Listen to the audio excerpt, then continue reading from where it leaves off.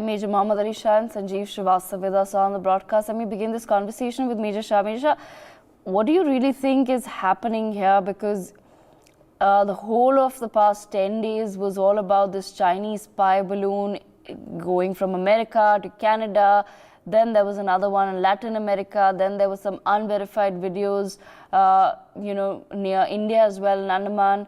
And of course, the US took a long time back then to shoot down this Chinese spy balloon.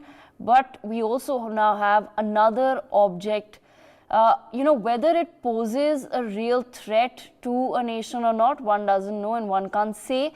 But what it does do is trigger a lot of panic on the ground, which is what we saw when this whole Chinese spy balloon saga began in the US. As it was flying over several states, people did start pressuring the government, the US government, to take some sort of an action. People started sharing videos online saying that, okay, it's now going over my state or it's going over my house. What is the US government doing? Then those comparisons came out with Donald Trump and how he would shoot the balloon, but Biden is not shooting the balloon.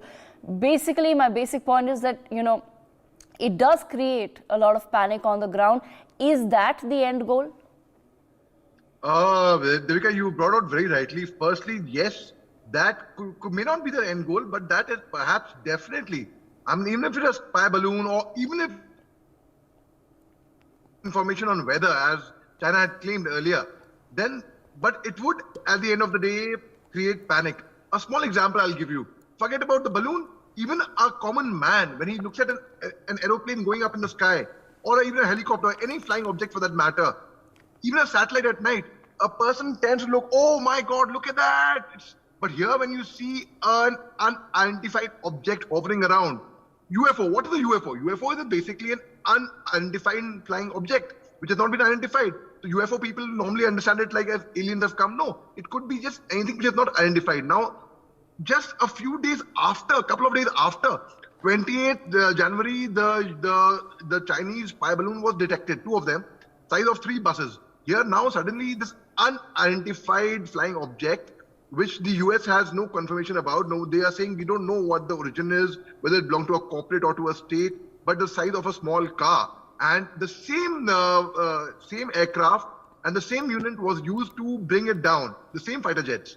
Now the very fact that China says no, initially it wasn't a spy balloon which was sent. Now Justin Trudeau also was taken into confidence because of flying over the Atlantic waters, which was frozen. And Justin Trudeau supported the idea of bringing it down because it had included the airspace and it could cause a threat to the aviation, to the civil aviation as well. So when it was brought down, initially they thought it was perhaps a balloon, and when it was brought down on the frozen waters, it shattered into particles. So it was clear that it was not a balloon now. There were hard substance to it. Now what could that be? It is very concerning. It creates panic. It had antennas, it had radars, it could collect information, it could do a lot of damage, you never know. It has flied over 40 countries, normally a balloon. US has confirmed, in fact, that over 40 countries such as, and the 4th incident in the USA, that such a thing has been happening. So now, who is doing it and what could be their interest? Obviously, all fingers would point to China. Now, Chinese PLA also tied balloons, signaling that in a way, it could be China, which even this unidentified object would have been China. Earlier, China accepted, but they refused to come on a telephonic conversation with America because they had guilt in their mind.